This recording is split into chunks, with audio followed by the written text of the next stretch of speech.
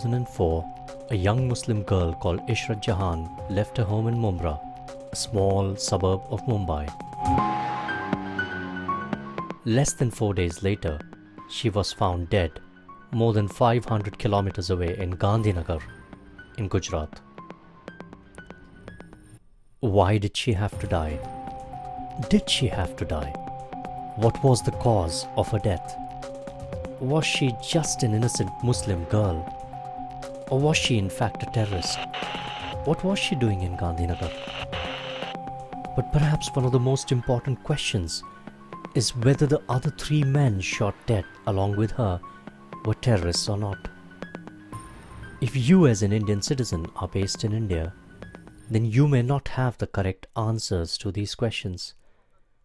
What you may know is that the policemen responsible for the encounter killing are in custody awaiting trial. Curiously though, it appeared as if the Indian media, especially the English language electronic media, appeared to be targeting 2 specific men over the encounter killing. Gujarat Chief Minister Narendra Modi, who is now also the prime ministerial candidate for the opposition party, the BJP, and Amit Shah. The scandalous attempt to use the Ishrat Jahan killing in order to implicate some of India's most senior politicians is entirely based on innuendo and hearsay. As far as the evidence, including now the CBI's charge sheet, shows, it will not survive scrutiny by the courts. Now you question that whether the intelligence bureau is being used to frame some of the political adversaries. Well, the straws in the wind are indicative of that. The straws in the wind are indicative that they have got a political purpose behind pursuing this case. It is apparent from the fact that this was a dead case.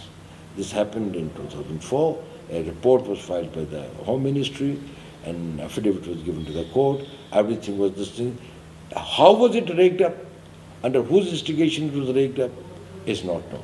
Particularly when there was no new evidence which had come.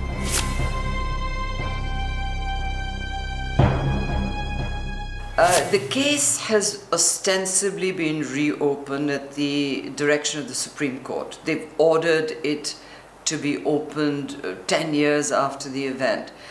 But again, there seems to be more politics in this than justice.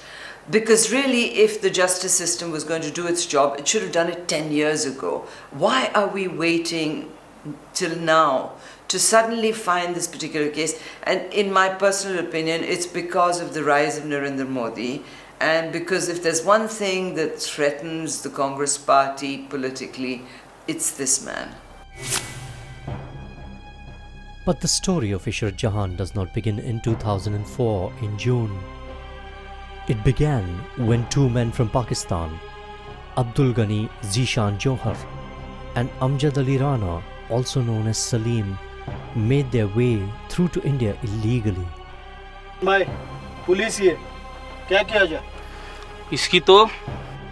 The 2 men were known operatives of Lashkar-e-Taiba, an Islamist organization specifically dedicated to jihad, especially against India. To understand the Lashkar-e-Taiba and its objectives, it is necessary to go back in time to November 2008.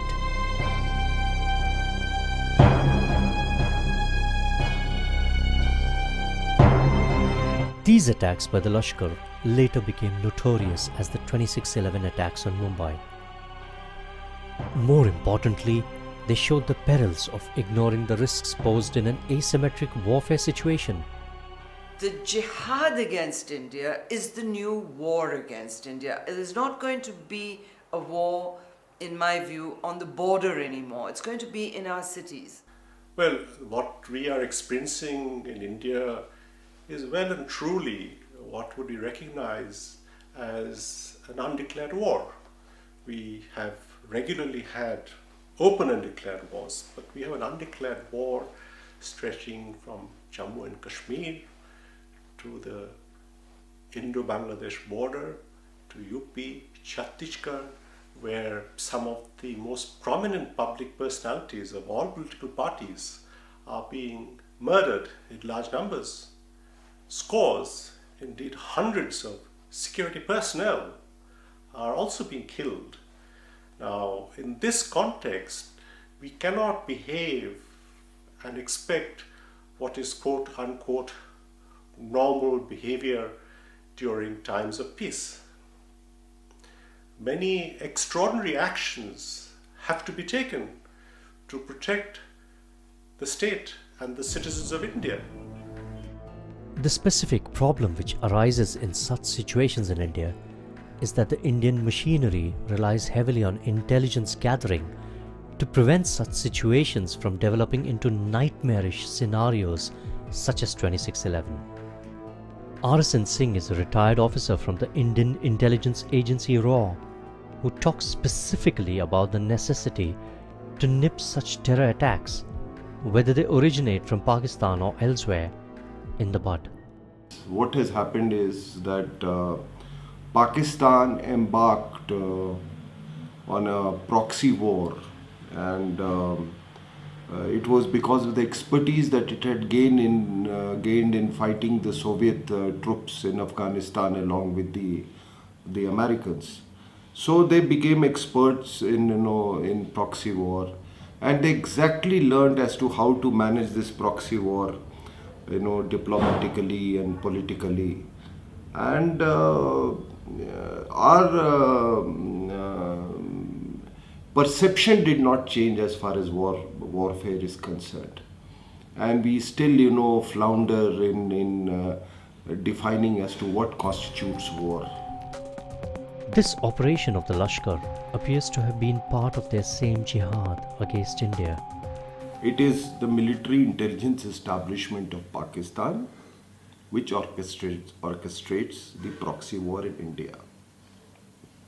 So all these series of terrorist attacks that you see, or 2611, it was all actually stage managed, orchestrated, coordinated by the military intelligence complex, of which the Lashkar-e-Toiba, the Dawood gang, is all an integral part.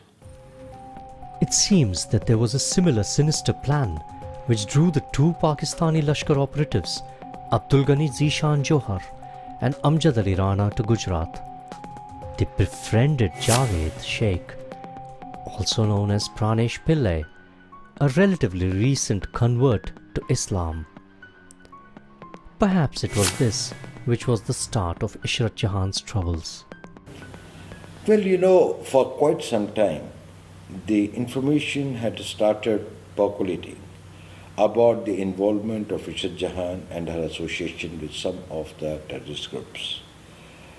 Initial stages, probably nobody took it very seriously. But when more evidence came and there was more corroborative evidence about her going and traveling with them to different places, helping in procurement of weapons and planning these things, and also providing them an alibi wherever they were asked or they were interrogated or asked by the questions or by the police. Now, more and more evidence when it started coming, she was put on a certain amount of a watch was being kept on her, if I may use the word surveillance. And during that period, I think the security agencies, wherever they were, they came to know that her involvement is much deeper what they had initially anticipated.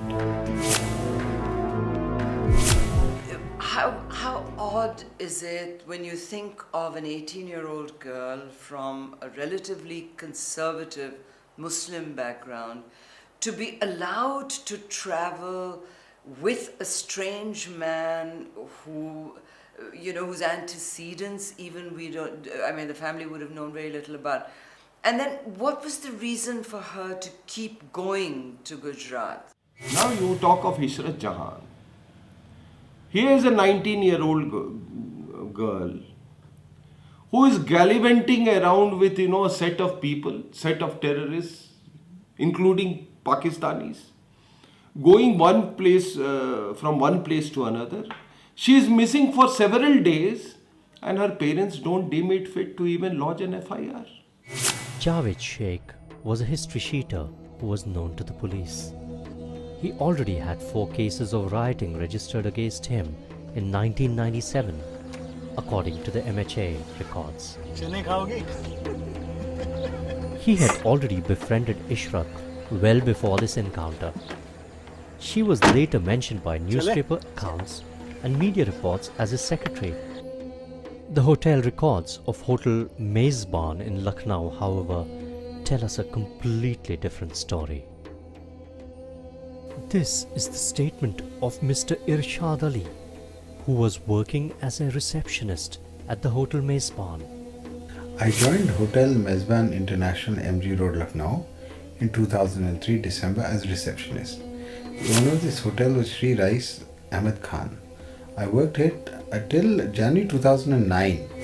For initial 2 to 3 months, my duty was from 8 to 10 p.m. Thereafter, I had been working permanently from 2 p.m. to 10 p.m. Checking out time was 24 hours in our hotel. Today you have shown me 4 photographs with the following description.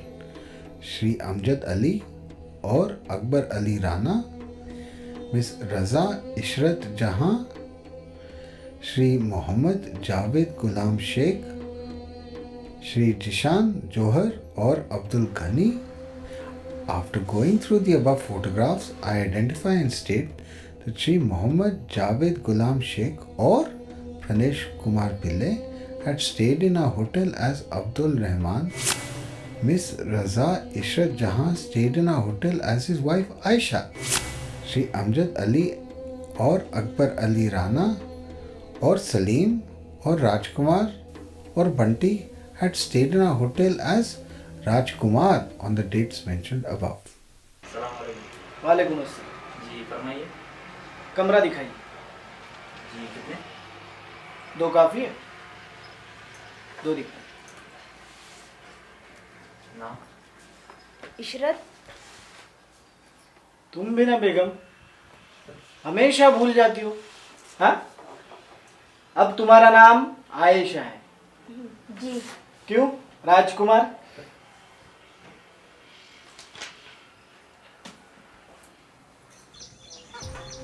चने खाओगी?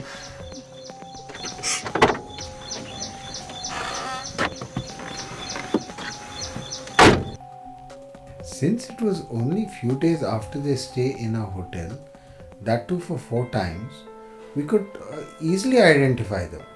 Ishrat Jahan or Aisha was very religious and regular in 5 times namaz.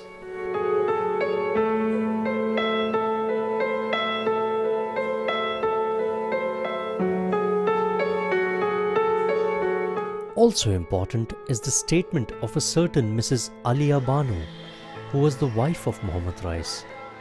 On being asked, I state that in the year 2004, in the month of May, I had gone to my parental village Ibrahimpur as it was mango season.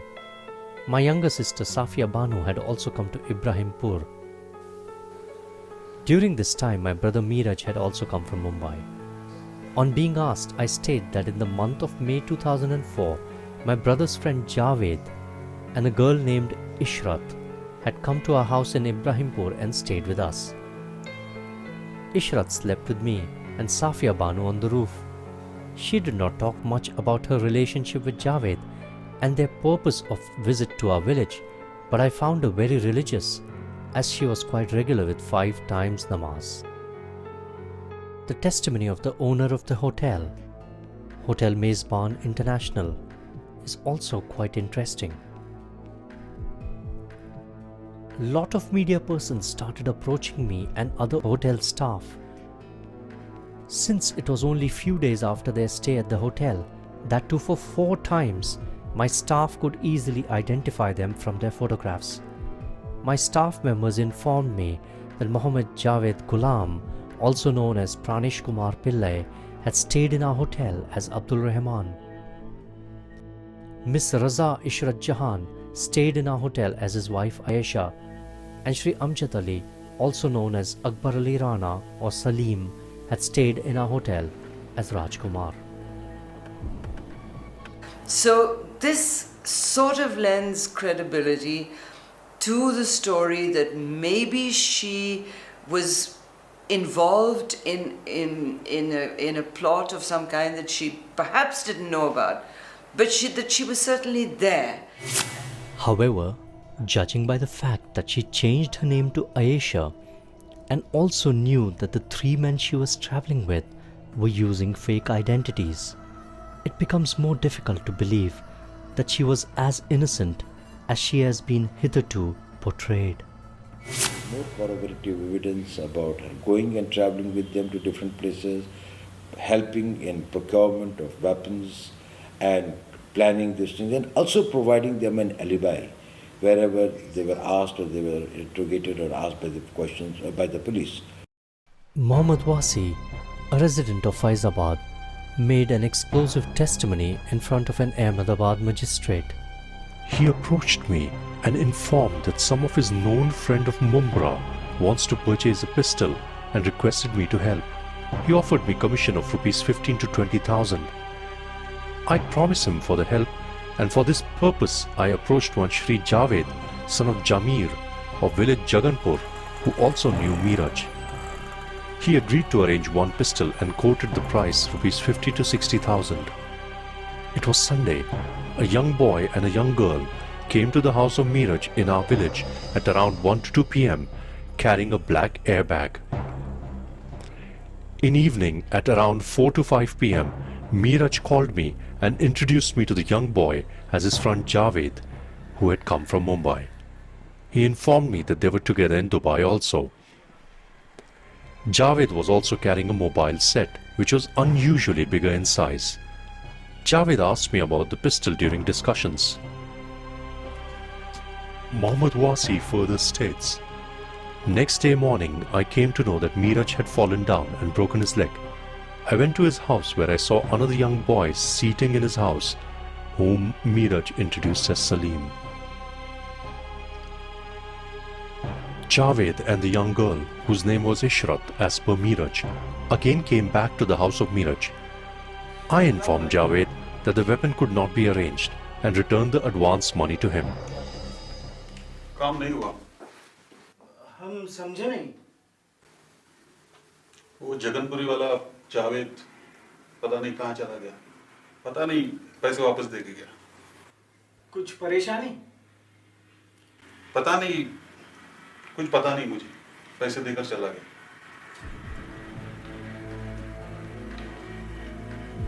In evening, Miraj requested me to allow both Javed and Salim to sleep in my house. Accordingly, they both slept in a house, while Ishrat slept in the house of Miraj with his sisters.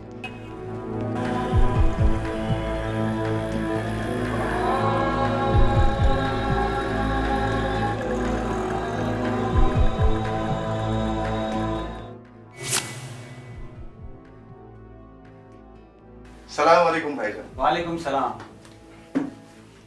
बैठिए।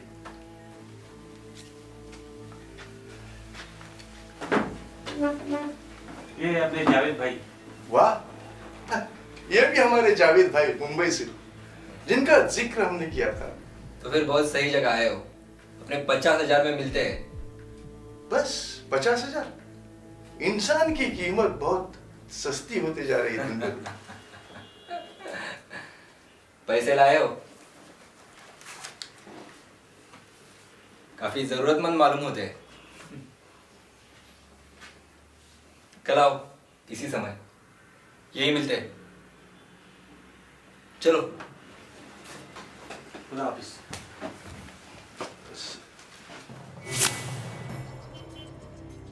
From his testimony, it appears that Javed Sheikh was shopping for pistols and a Sten gun sometime prior to 2004 February.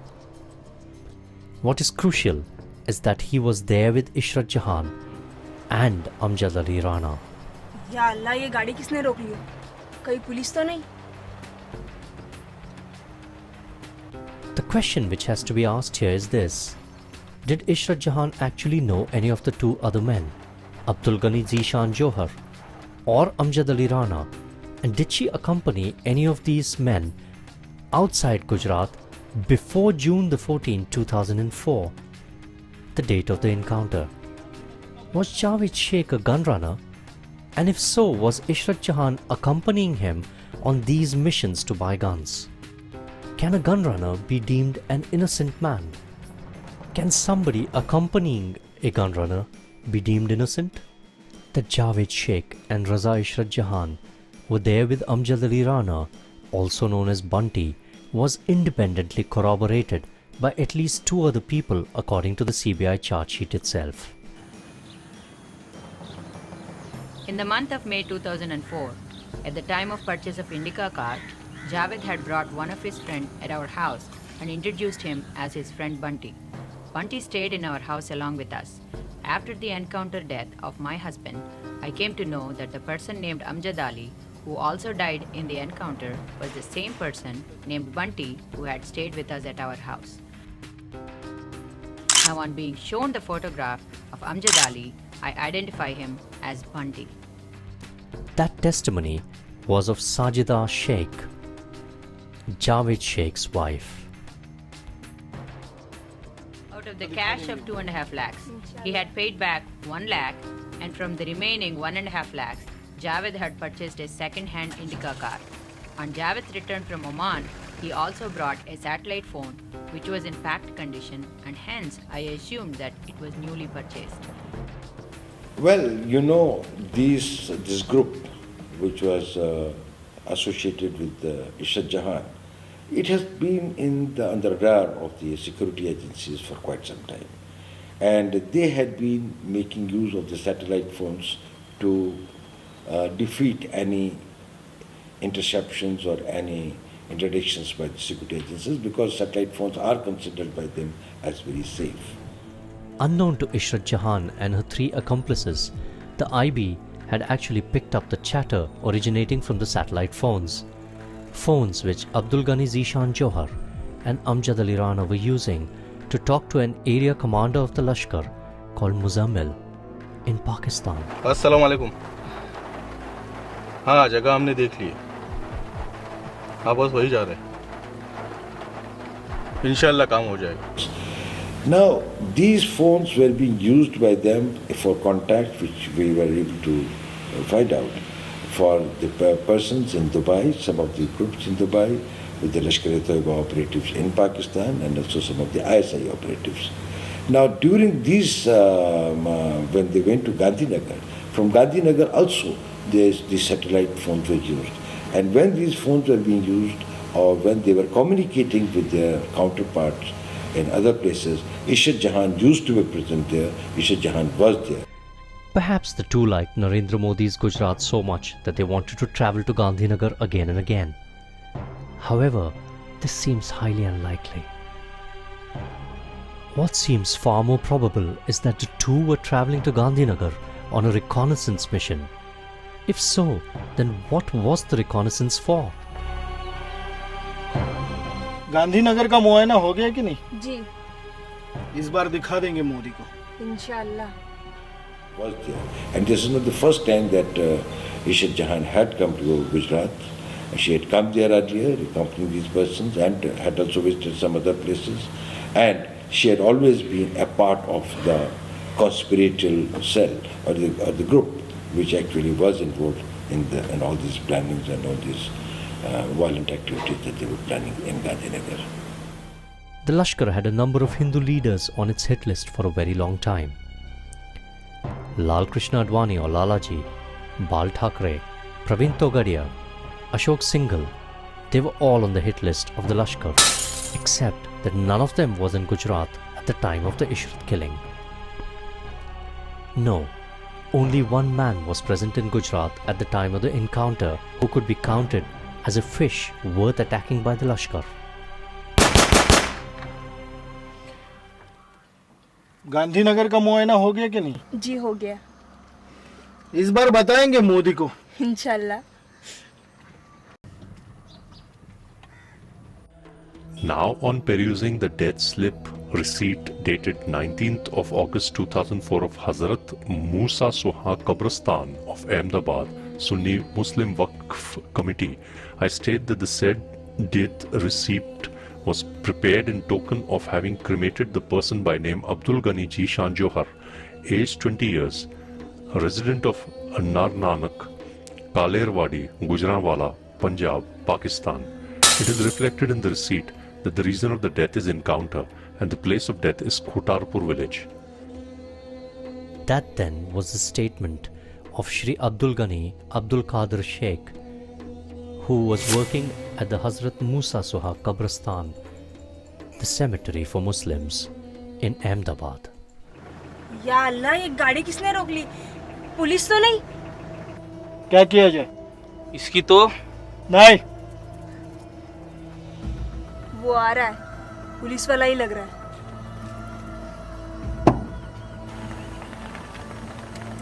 कहाँ से है? बस यहीं से. यहीं से कहाँ से?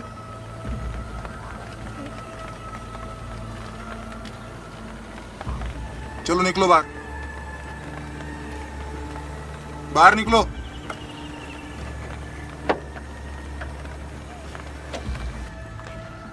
हाँ चलो जल्दी. अरे चलो.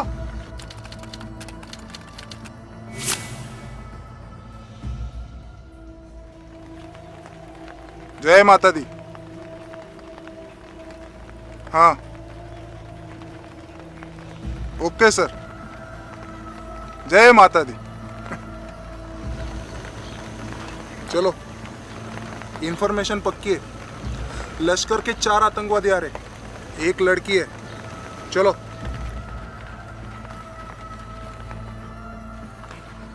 हाँ चलो जल्दी. अरे चलो.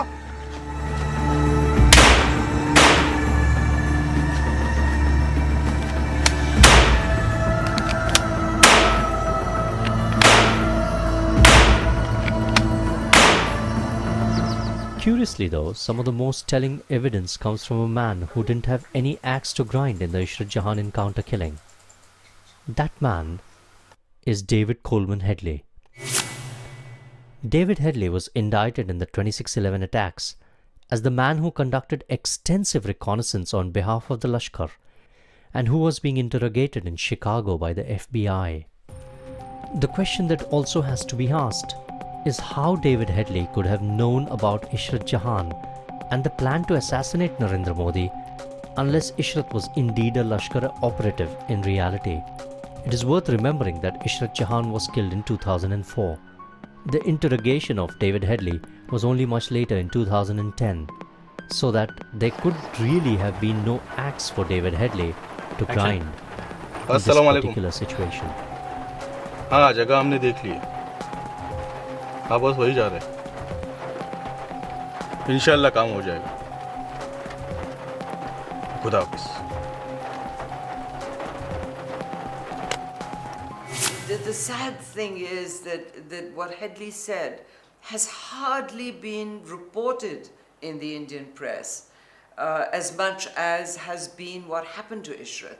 So the Ishrat story, whenever it's been on the front pages of our newspapers, across the country by the way, has been about her and about her innocence, which we've decided in the media, and nothing, almost nothing, about what Headley told Indian investigative agencies. Unfortunately, it transpires that Headley's testimony was not included by the CBI as they considered it to be hearsay. A bit later in the day, a letter from June the 25th, 2010 emerged, which was sent by Daniel Clegg, points person for the FBI in Delhi, to the Intelligence Bureau. The second part of this letter says, Zaki told Headley about a female suicide bomber called Ishrat Jahan, who was recruited by Muzammil. Zaki-ur-Rahman Lakhvi is a top Lashkar leader and military area commander currently in a jail in Pakistan. Muzammil is also believed to be an area commander of the Lashkar-e-Taiba. However, there are a few elements within the administration in India who have completely different, if bizarre, notions about the origins of the terror attacks on Indian soil, with the references to be made to the 2001 Indian Parliament attacks or indeed to the 26/11 Mumbai attacks.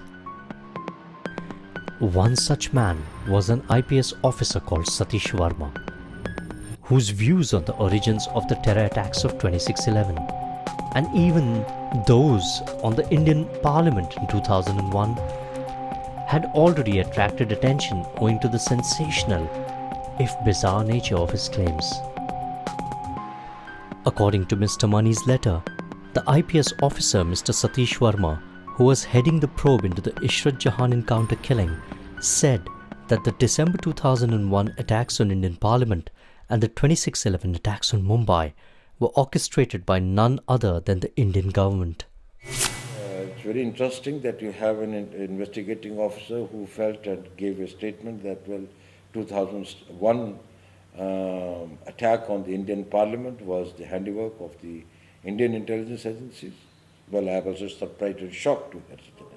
If Kasab had not been caught, if those telephone conversations had not been intercepted between him and his 9 comrades and the people who were directing the operation from Pakistani soil, we may have had a situation where we wouldn't have been able to prove that India was a victim of terrorism at all on that day. Well, initially when the government decided in 2009 to go further into this case, they appointed a SIT, a Special Investigation Team. It was to be headed by a very outstanding officer who knows terrorism, who knows law, whose credibility is very high.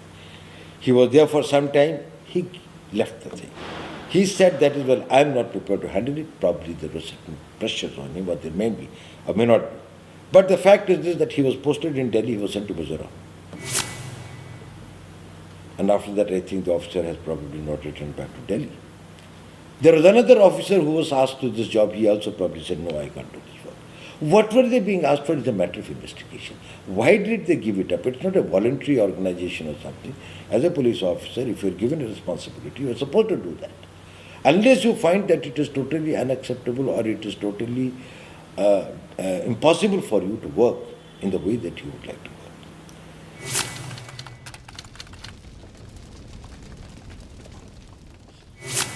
When these 2 officers did not do it, an officer was selected who had a total clash of interest in this particular case and against the people that they were investigating. Firstly, there had been a long history on record of the certain amount of acrimonious exchanges between the then IB officer Rajendra Kumar and the investigating officer or the head of the SIT in this particular case. And there had been series of allegations which had been made against this officer by Mr. Rajendra Kumar. And those were under investigation, they were investigated, and the officer was probably found to be at fault. And of course he had that grudge. Now if that was so, then he should not have been distinct as an investigating officer. Luckily, however, for us, it can now be confidently asserted, despite bizarre claims to the contrary, that the 26/11 attacks on Mumbai and the Parliament attacks of December 2001 were indeed the handiwork of jihadi terrorists.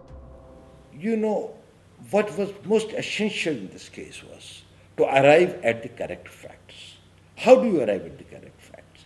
In case the investigations are done to find out very objectively, very impartially, without any preconceived notions, by examining the available evidence and not by creating evidence in support of what you want to prove. The CBI, quite clearly at the behest of their superiors, is misusing the Ishrat Jahan episode in an attempt to fix political opponents.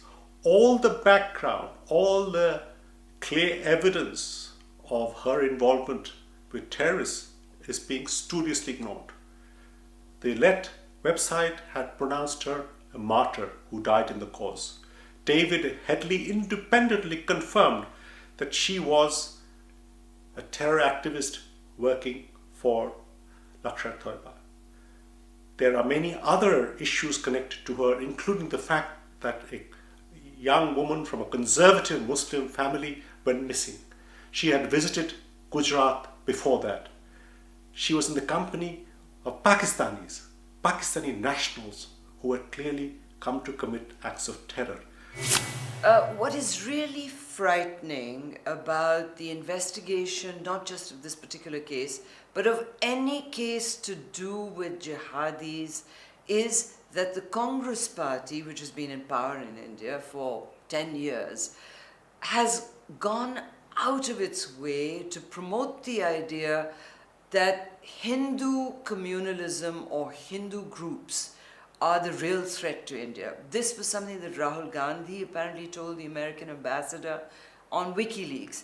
And even if WikiLeaks can't be trusted, we have Digvijay Singh, a senior secretary of the Congress Party, a former chief minister of Madhya Pradesh, a man of immense credibility to ordinary Indians and to anyone else, and should have that kind of credibility, who released a book after the 26/11 attack on Bombay, which in my view was the worst act of terrorism on Indian soil.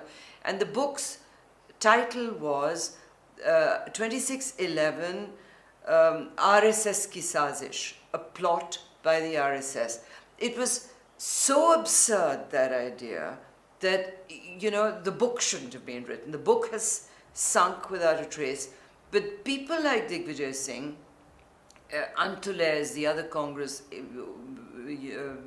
former chief minister of Maharashtra, who's tried to support the view that the attack, that the jihad is actually a myth, and that it's Hindu communal elements who are doing all this.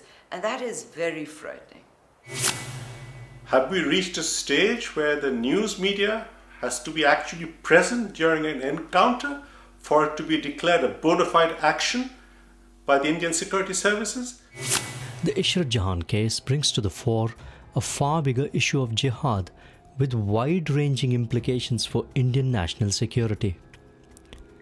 The concern is that this issue is being overlooked by some short-sighted politicians for electoral gains. The dangerous game of trying to prove terrorists as innocents to settle political scores is an old one in India. But at whose exact behest was this being done in this especially important case is something which warrants a proper investigation. Can we expect such an investigation soon? Meanwhile, terrorists attempted another assassination on Narendra Modi in Patna in 2013. Luckily for Indian democracy, this attempt was also foiled.